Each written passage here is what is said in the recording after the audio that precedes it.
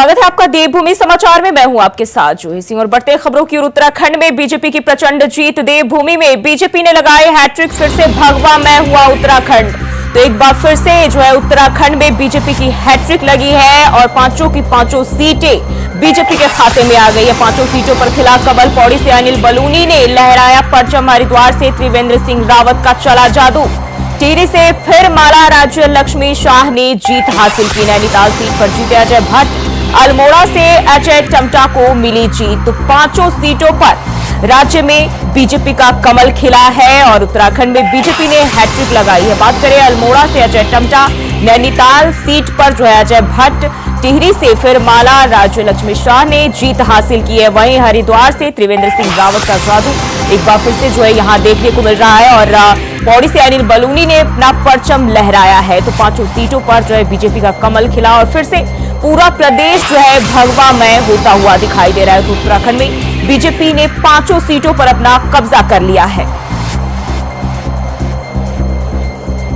देवभूमि में बीजेपी ने हैट्रिक लगाई और पांचों की पांचों सीटें अपने हिस्से कर ली है, अपने खाते में कर लिया है।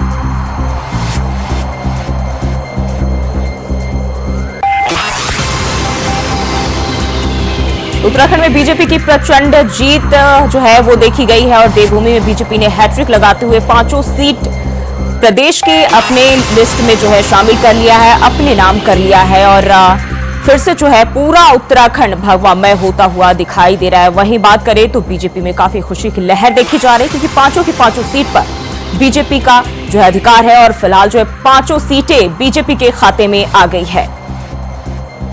तो पौड़ी से अनिल बलूनी ने परचम लहराया है। हरिद्वार की बात कर ले तो त्रिवेंद्र सिंह रावत का जादू यहां एक बार देखने को मिल रहा है और टिहरी से माला राज्य लक्ष्मी शाह ने जीत हासिल की है। इसके अलावा नैनीताल सीट पर बात करें तो अजय भट्ट और अल्मोड़ा से अजय टमटा को बड़ी जीत मिली है।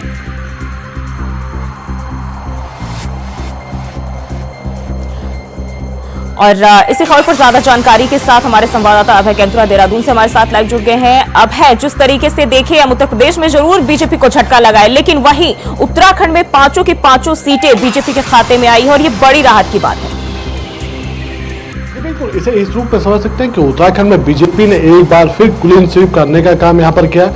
जीत की हैट्रिक लगातार यहाँ पर पूरी की है और कई ऐसे रिकॉर्ड यहाँ पर बनाए हैं जो आने वाले दिनों में कह सकते हैं कि सियासी नेताओं जो राजनीतिक जो नेता है उनके लिए तोड़ पाना संभव नहीं लग पा रहा है।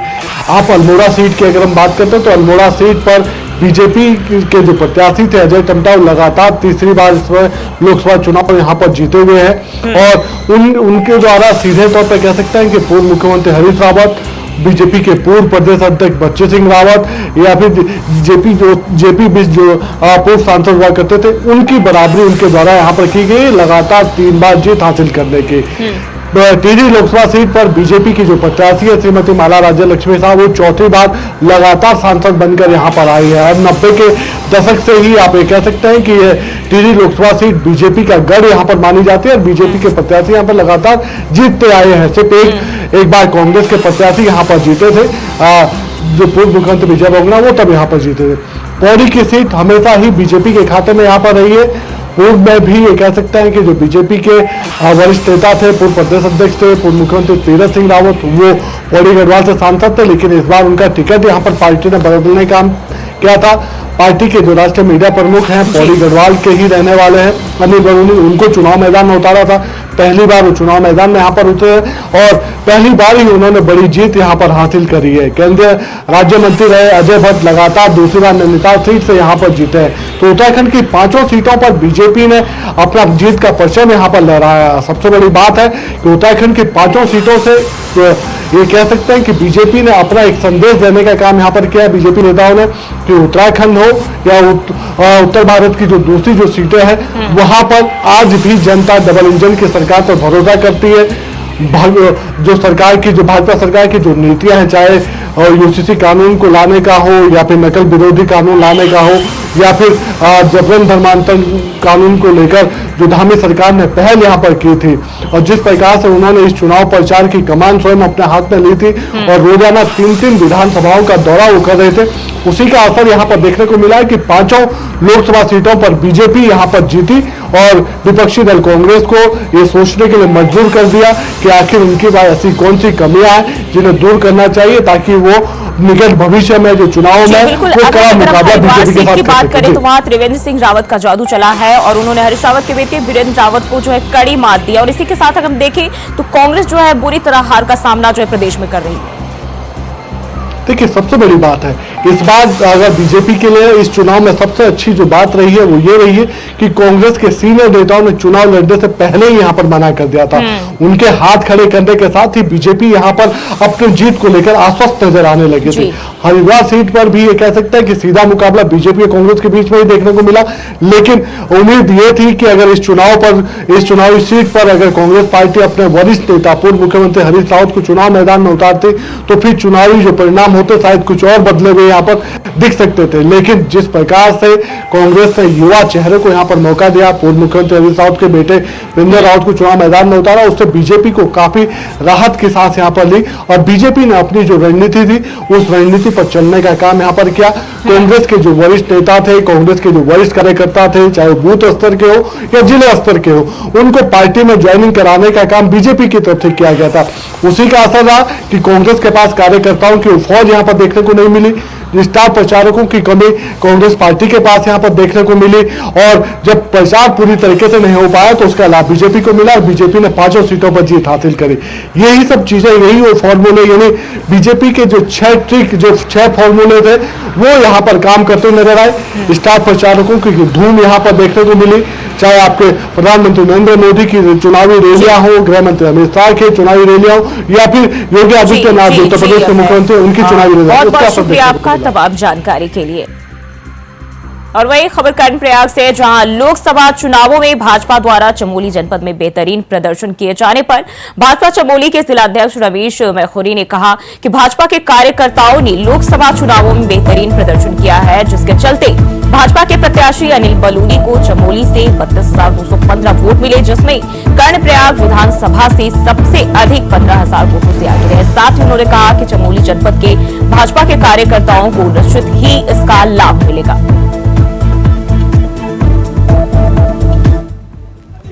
विकास जिस प्रकार से पूरे उत्तराखंड का विकास हुआ है और उनकी नीतियों के चलते ही भारतीय जनता पार्टी जनपद चमोली के कार्यकर्ताओं की लगन, मेहनत और कार्यकर्ताओं के आभार सहयोग के साथ साथ जनता ने जिस प्रकार से इस चुनाव को लड़ा, निसंदेह गढ़वाल की सीट में भारी बहुमत से विजय की पताका फहराई है। साथ ही जनपद चमोली में हम पूरे गढ़वाल मंडल की 14 विधानसभाओं में से तीनों विधानसभा लगभग 35,000 से अधिक मतों से हम जनपद चमोली से जीते हैं। मैं एक बार पुनः जनपद चमोली की भारतीय जनता पार्टी के कार्यकर्ताओं का और सभी मतदाताओं का आभार व्यक्त करता हूँ। और वहीं उत्तराखंड की 5 सीटों पर बीजेपी की जीत को लेकर रुड़की के चंद्रशेखर चौक पर बीजेपी के कार्यकर्ताओं ने जमकर जश्न मनाया। इस दौरान सभी पार्टी के कार्यकर्ताओं ने आतिशबाजी भी की और ढोल की धमक पर जमकर नाचे, साथ ही एक दूसरे को मिठाई भी खिलाई। इस दौरान रुड़की के नगर विधायक प्रदीप बत्रा और नेता रश्मि चौधरी भी अपने आप को नाचने से नहीं रोक पाए। आपको बता दें कि हरिद्वार लोकसभा से त्रिवेंद्र सिंह रावत को करीब 1.5 लाख वोटों से जीत मिलने की खुशी में सभी बीजेपी कार्यकर्ता सिविल लाइन में चंद्रशेखर चौक पर इकट्ठा हुए और जीत का जश्न मनाया। आज जय श्री राम, और आज इतनी खुशी है कि मैं शब्दों में नहीं बता सकती। और त्रिवेंद्र रावत जी यहाँ के सांसद बने डिस्ट्रिक्ट हरिद्वार के। आज देखते हैं यहाँ पे विकास की गंगा बहेगी, महिला शक्ति का सम्मान होगा, युवाओं को जॉब मिलेगी और हर वर्ग का विकास होगा। जय श्री राम। 5 सीट लोकसभा की उत्तराखंड की मोदी की झोली में डाली है, भारतीय जनता पार्टी झोली में डाली है और बहुमत की सरकार बनने जा रही है। और जो संकल्प लिया था विकसित भारत का, वो निश्चित रूप से पूरा करेंगे और देश आगे बढ़ेगा, तरक्की करेगा और विश्व शुरू बनेगा। निश्चित रूप से लोकसभा सीट हम लोग 1.5 लाख वोट से जीते हैं।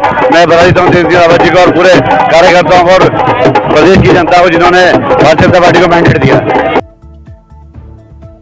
और वहीं बढ़ते आगे, विश्व पर्यावरण दिवस पर मुख्यमंत्री पुष्कर सिंह धामी ने सहस्त्रधारा रोड स्थित सिटी पार्क में वृक्षारोपण किया और आम जनता से भी वृक्षारोपण करने का संकल्प लेने की अपील की। इस दौरान सीएम धामी ने कहा कि देहरादून सहित राज्य के कई शहरों में पानी का जलस्तर लगातार गिरता नजर आ रहा है, इसलिए उसे बचाने के लिए हम सभी को पर्यावरण दिवस पर संकल्प लेना चाहिए। साथ ही सीएम धामी ने कहा कि राज्य सरकार जल्द ही जल संरक्षण बोर्ड का गठन करने जा रही है।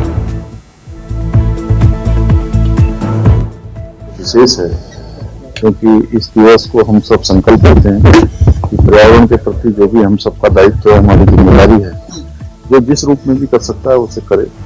इस वर्ष क्योंकि वनाग्नि भी हुई है, तमाम प्रकार से पिछले सालों में जिस प्रकार हमारे जल के स्रोत कम हुए हैं और धरातल पर जो जल का स्तर है वह भी काफी नीचे गया है, उसमें भी कहीं न कहीं बढ़ोतरी हुई है, कमी आई है।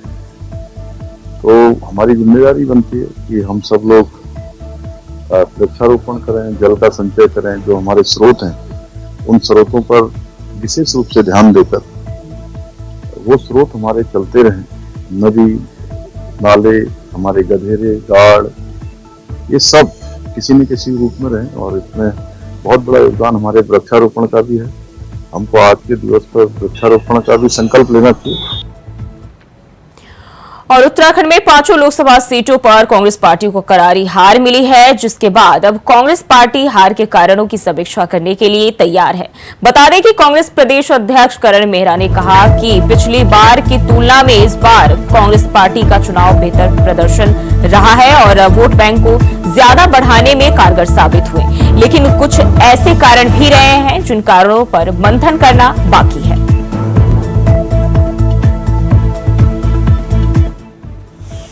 मानता हूं कि नतीजे हमारे अनुकूल नहीं रहे, लेकिन इस बात को भी ध्यान में रखना चाहिए कि हरिद्वार में हमने लगभग 1 लाख वोट कवर किए हैं और पौड़ी गढ़वाल की सीट पर हमने 1.5 लाख वोट करीब कवर किया है। टिहरी में भी हमारा कैंडिडेट इस बार 2,60,000 के आसपास आ रहा है, जबकि हम पिछली बार लगभग 3 लाख से आ रहे थे। अल्मोड़ा में भी हमने करीब 40,000 वोट कवर किया है। तो मैं उसके लिए जागरूक नागरिकों को, पढ़े लिखे वोटर्स को खासकर धन्यवाद देना चाहता हूं कि इस लड़ाई में कांग्रेस के संग रहे। मुझे अफसोस इस बात का है कि अंकिता भंडारी मर्डर केस की मिस हैंडलिंग करने वाली सरकार, SSC भर्ती घोटाले की सरकार, पटवारी पेपर लीक की सरकार, शंकराचार्य का अपमान करने वाले लोग, केदारनाथ में सोने की चोरी को छिपाने वाले लोग फिर से जीत गए। और एक ऐसा ग्रुप जरूर उत्तराखंड में हो गया है जो हिंदू मुसलमान के नैरेटिव में फंसा।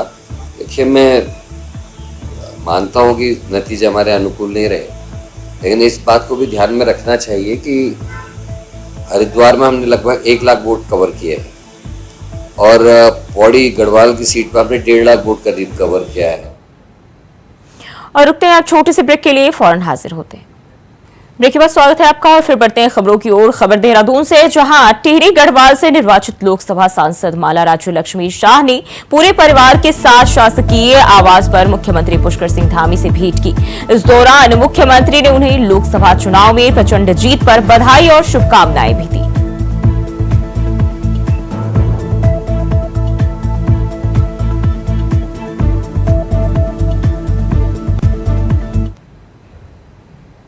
और हरिद्वार में चल रहे 4 धाम यात्रा के रजिस्ट्रेशन सेंटर में यात्रियों के लिए अब अन्य क्षेत्र की शुरुआत कर दी गई है। बुधवार को मां मनसा देवी ट्रस्ट के तत्वाधान में इसकी शुरुआत कर दी गई।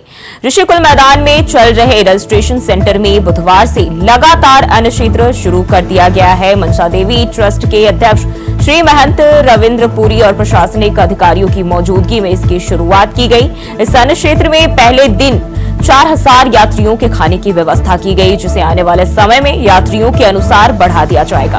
मनसा देवी मंदिर ट्रस्ट के अध्यक्ष रविंद्र पुरी ने कहा कि सीएम धामी के आग्रह पर इसकी शुरुआत की है, जिसमें हर रोज हजारों यात्रियों के लिए अन्य क्षेत्र चलाया जाएगा। 4,000 यात्रियों से शुरू हुई इस व्यवस्था को आने वाले समय में जरूरत के हिसाब से बढ़ा दिया जाएगा। वहीं एसडीएम जयवीर बताते हैं कि इस अनुक्षेत्र के शुरू होने से यात्रियों को बहुत राहत मिलेगी। साथ ही रजिस्ट्रेशन को लेकर अब प्रतिदिन एक धाम के लिए 4000 की लिमिट की गई है। इसके साथ ही सेंटर पर कूलर की संख्या भी बढ़ाई गई है। फेल नहीं है, जब भी हमारी आवश्यकता होती है मनसा देवी ट्रस्ट सामने आता है। जब हमने देखा बहुत भीड़ है, यात्री बहुत हिंदुस्तान से आया हुआ है, हमने यही उचित समझा कि हम अपनी ओर से मनसा देवी की ओर से हम सेवा में लग जाएं और आज हमने सेवा शुरू की है। आज हमने लंगर की सेवा और हमने निश्चय किया है जब तक हरिद्वार में भीड़ रहेगी तब तक मनसा देवी मंदिर की ओर से लंगर चलता रहेगा। क्या इसमें संख्या निर्धारित की है या फिर जितनी भी? देखिए जो आज की संख्या हमारी 4000 लोगों की है। जैसे संख्या बढ़ती जाएगी वैसे हमारा लंगर बढ़ता जाएगा। जितने भी लोग आएंगे जो यहाँ ऋषिकुल में पहुँचेंगे इनके लिए भोजन व्यवस्था सब हमने अपनी जिम्मेदारी पे ली है और हमारे जिम्मे है और पूरा भोजन व्यवस्था हमारी ओर से सभी यात्रियों को प्रोवाइड हम कराएंगे। कितनी कारगर है आपके लिए? देखिए 2 दिन पहले माननीय मुख्यमंत्री महोदय ने यहाँ पे जब दौरा करा था तो उन्होंने यहाँ पे 3 सकारात्मक बदलाव करने के लिए बोला था। उसमें से एक बदलाव तो यही था कि जो लोग यहाँ फंसे हुए लाइन में लगातार खड़े रहने के कारण तो वो उनका जल पानी की कोई व्यवस्था नहीं रह जाती, तो उनके लिए भोजन इत्यादि की व्यवस्था के लिए बोला था। इसमें हमारी तरफ से अखाड़े आश्रमों से सहयोग के लिए प्रार्थना करी गई, जिसमें निरंजनी अखाड़े के पूजनीय महंत श्री रविंद्र पुरी जी के सहयोग से आज ये शुरू हुआ है। इसमें गंगा सभा की तरफ से भी आश्वासन दिया गया कि वो लोग भी इसमें अपना सहयोग करेंगे। तो हमारा प्रयास तो यही है कि ये जो शुरुआत की गई निरंतर चले। और वहीं विश्व पर्यावरण दिवस के अवसर पर वन प्रभाग और सिविल स्वयं की ओर से रांसी मैदान के पास आज वृक्षारोपण किया गया। इसके बाद कंटोलिया टेका मोटर मार्ग पर सफाई अभियान भी चलाया गया। डीएफओ सिविल स्वयं प्रदीप कुमार धोलांकड़ी ने बताया कि पर्यावरण दिवस के उपलक्ष्य पर टेका मोटर मार्ग पर विभाग के कर्मचारी और अधिकारियों ने मिलकर सफाई अभियान चलाया, जिसमें देखा गया कि लोगों द्वारा प्लास्टिक के खाली पैकेट, बोतलें जैसे सामान जंगलों में फेंके जा रहे हैं, जिससे पर्यावरण तो दूषित हो ही रहा है, साथ ही इस प्लास्टिक से जंगल भी बर्बाद होते जा रहे हैं। उन्होंने सभी लोगों से अपील की है कि यह स्थान प्राकृतिक सौंदर्य से भरपूर है और यहाँ पर आकर प्रकृति का आनंद ले। यदि कुछ खाने पीने की बचत के सामान भी है तो उसे पास वाले कूड़ेदान में फेंके, ताकि जंगल और पर्यावरण दोनों ही सुरक्षित रहे।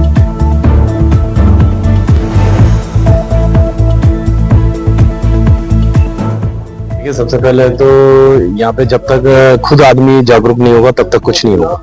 जब आदमी खुद जागरूक होगा कि मैं इतनी रमणीक जगह में दारू का सेवन कर रहा हूँ, मदिरा का सेवन कर रहा हूँ, तो वो ऑलरेडी छोड़ देगा। अगर उसे ये है कि मैंने यहाँ पे पीनी है तो उसके लिए हम कुछ नहीं कर सकते। पर यह है कि जैसे पुलिस की गश्त है, इनका पेट्रोल आता है, तो इसकी वजह से भी काफी हद तक तो जो मतलब रुकावट है।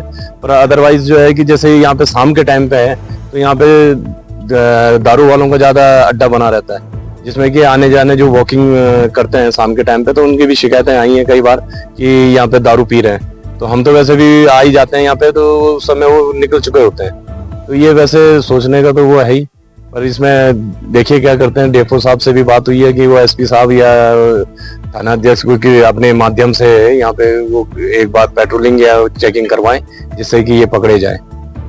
और आज सुबह से ही जो है वृक्षारोपण के बाद हमने ये सफाई अभियान यहाँ चलाया है टेका रोड पे। टेका डांडा नागराजा रोड से कहते हैं और ये पौड़ी का ही बहुत ही अच्छा पर्यटन स्थल है, जहाँ पे सुबह शाम जो है टूरिस्ट और यहाँ के स्थानीय लोग यहाँ भ्रमण पे जाते हैं। और जिस हिसाब से आप देखेंगे कि जिस तरीके से यहाँ प्लास्टिक फैला हुआ है, बाकी चीजें फैली हुई है, तो कहीं ना कहीं ये पर्यावरण को नुकसान दे रही है यहाँ की। तो आज हमारे सिविल स्वयं प्रभाग पौड़ी के जो जितना भी यहाँ का फील्ड स्टाफ है, जितना भी ऑफिस स्टाफ है, सबने इनिशिएटिव उठाया है कि आज हम एक इस ड्राइव के माध्यम से एक मैसेज यहाँ पे देंगे पौड़ी में, खासकर स्थानीय लोगों को भी देंगे कि वो भी जो है थोड़ा इसमें योगदान अगर करेंगे तो पौड़ी को हम और भी रमणीय बना सकते हैं। और आज सुबह से ही जो है वृक्षारोपण के बाद हमने ये सफाई अभियान यहाँ चलाया है टेका रोड पे। टेका डांडा नागराजा रोड से कहते हैं और ये पौड़ी का ही बहुत ही अच्छा पर्यटन स्थल है, जहाँ पे सुबह शाम जो है टूरिस्ट और यहाँ के स्थानीय लोग यहाँ भ्रमण पे जाते हैं। और जिस हिसाब से आप देखेंगे कि जिस तरीके से यहाँ प्लास्टिक फैला हुआ है, बाकी चीजें फैली हुई है, तो कहीं ना कहीं ये पर्यावरण को नुकसान दे रही है यहाँ की। तो आज हमारे सिविल स्वयं प्रभाग पौड़ी के जो जितना भी यहाँ का फील्ड स्टाफ है, जितना भी ऑफिस स्टाफ है, सबने इनिशिएटिव उठाया है कि आज हम एक इस ड्राइव के माध्यम से एक मैसेज यहाँ पे देंगे पौड़ी में, खासकर स्थानीय लोगों को भी देंगे कि वो भी जो है थोड़ा इसमें योगदान अगर करेंगे तो पौड़ी को हम और भी रमणीय बना सकते हैं। और खबर देहरादून से, जहां विश्व पर्यावरण दिवस के मौके पर राजधानी देहरादून में एसपी सिटी प्रमोद कुमार ने पौधारोपण कर लोगों से पर्यावरण संरक्षण की अपील की। उन्होंने कहा कि इस समय पर्यावरण संरक्षण को लेकर सभी को आगे आने की जरूरत है ताकि पर्यावरण को सभी लोग संरक्षित कर सके। इस समय तमाम ऐसी घटनाएं और स्थितियां देखने को मिल रही है जो आने वाले समय के लिए काफी परेशानियों का सबक साबित हो सकते हैं। इन स्थितियों को देखते हुए सभी को पर्यावरण संरक्षण के लिए भारी मात्रा में वृक्षारोपण करने की जरूरत है। देखिए, जैसे कि आपको पता है आज विश्व पर्यावरण दिवस है और एनवायरनमेंट डे है।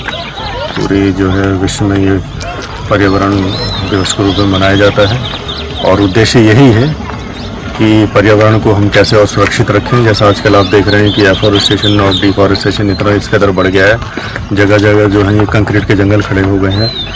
तो उद्देश्य यही है इस दिवस को मनाने का कि अधिक से अधिक हम लोग जो है पेड़ उगाएं और यही प्रचार प्रसार जो है आम जन तक या नीचे लेवल तक हम लोगों को पहुंचाना है। तो इसी उद्देश्य की पूर्ति के हेतु आज जो है राजपुर क्षेत्र में सेंसई आश्रम के पास जो हमारी जो संस्था है क्लीन एंड ग्रीन है और वेस्ट वॉरियर्स जो है जो काफ़ी लंबे समय से पर्यावरण को संरक्षित करने के क्षेत्र में कार्य कर रहे हैं। तो आज इन्हीं के तत्वावधान में और जो यहाँ लोकल के नागरिक हैं, लोकल के छोटे छोटे बच्चे हैं, तो उनके साथ जो है ये वृक्षारोपण का प्रोग्राम किया गया है। और मेरी सभी लोगों से अपील है कि देखिए ज़्यादा से ज़्यादा वृक्ष उगाएं, क्योंकि आगे अगर हम लोगों को अपने पर्यावरण को संरक्षित रखना है तो ये प्रण लेना ही होगा और ये करना ही होगा।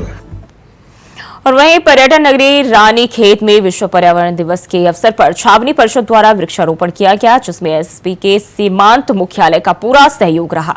बता दें कि छावनी परिषद के सीईओ कुणाल रोहिला के साथ सभी कर्मचारियों ने वृक्षारोपण किया। साथ ही एसएसपी के डीआईजी संजीव कुमार ने बल के अधिकारियों और जवानों के साथ कार्यक्रम को सफल बनाया।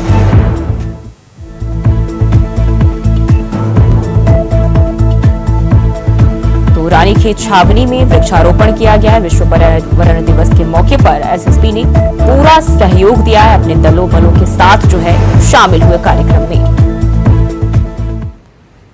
और प्रदेश के जंगलों में लगी आग की घटनाओं को वन विभाग चिंतित जो है उसको लेकर चिंतित नजर आ रही। विभाग के द्वारा लगातार प्रयास किए जा रहे हैं कि वनाग्नि की घटनाएं कम हो। वन मंत्री सुबोध उनियाल की माने तो पिछले सालों की तुलना में इस बार वनाग्नि की घटनाएं बहुत कम हुई है, जबकि 2017, 2021 और 2022 में वनाग्नि की घटनाओं का आंकड़ा 4000 को पार कर गया था। फिर निवेदन करना चाहूंगा आपके चैनल के माध्यम से भी कि अगर आप आंकड़ों को कंपेयर करेंगे तो आज भी 17, 18, 19, 20, 21, 22 के मुकाबले अभी 1/3 फॉरेस्ट फायर के इंसिडेंट्स हुए हैं। कुल 1143 यहाँ पे घटनाएं हुई हैं और अगर आप जाएंगे तो 4000 के आसपास घटनाएं हुई हैं 2022 में, 21-22 में और उससे पहले 17 में भी। तो ये कहीं ना कहीं ये मीडिया में इस चीज़ को कुछ ज़रूरत से ज़्यादा उछालने का काम किया, लेकिन अभी पूरी तरह से कंट्रोल में। और मैं समझता हूँ कि हमारा जो जब आप देखेंगे साल का ये कैलेंडर ईयर खत्म होगा तो कई सालों के मुकाबले हम अच्छी स्थिति में होंगे। और बढ़ते आगे खबर उत्तरकाशी से है, जहां हिमालयन व्यू ट्रैकिंग एजेंसी मेनेरी के द्वारा कुशल कल्याण सहस्त्रताल ट्रैक पर एक 22 सदस्यीय ट्रैकिंग दल, जिसमें कर्नाटक के 18 सदस्य और महाराष्ट्र का 1 सदस्य और 3 सदस्यीय गाइड शामिल थे, जिनको बीती 29 मई को सहस्त्रताल के ट्रैकिंग अभियान पर रवाना करवाया गया था। इस ट्रैकिंग दल को आगामी 7 जून तक वापस लौटना था। इसी दौरान शिविर से सहस्त्रताल पहुंचने के दौरान मौसम खराब होने से यह दल रास्ता भटक गया। संबंधित ट्रैकिंग एजेंसी ने खोजबीन करने पर इस दल के 4 सदस्यों की मौत होने की सूचना देते हुए ट्रैक में फंसे 18 सदस्यों के फंसे होने की सूचना जताई, जिसके बाद एसडीआरएफ की 2 टीमों ने ट्रैकर्स का रेस्क्यू किया। भटवाड़ी के नजदीक नटीण हेलीपैड पर रेस्क्यू कर लाए गए ट्रैकर्स का स्वास्थ्य परीक्षण और प्राथमिक उपचार देकर एम्बुलेंस से अस्पताल ले जाने की व्यवस्था की गई है।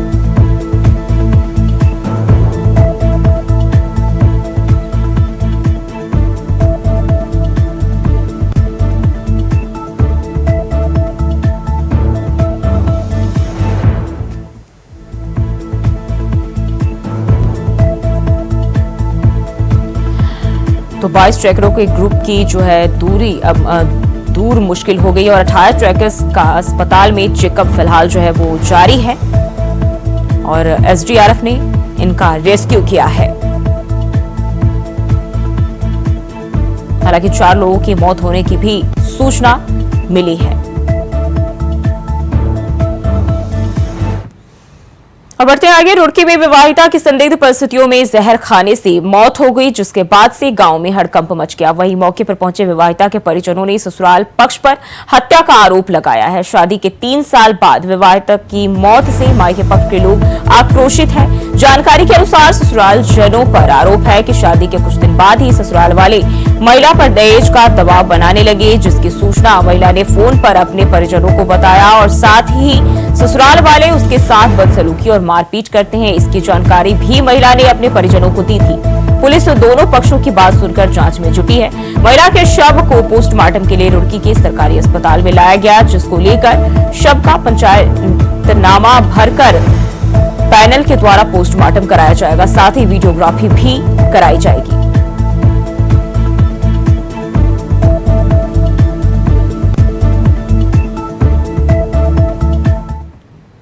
और देवभूमि समाचार में फिलहाल के लिए बस इतना ही। खबरों के लिए बने रहिए इंडिया वॉइस के साथ।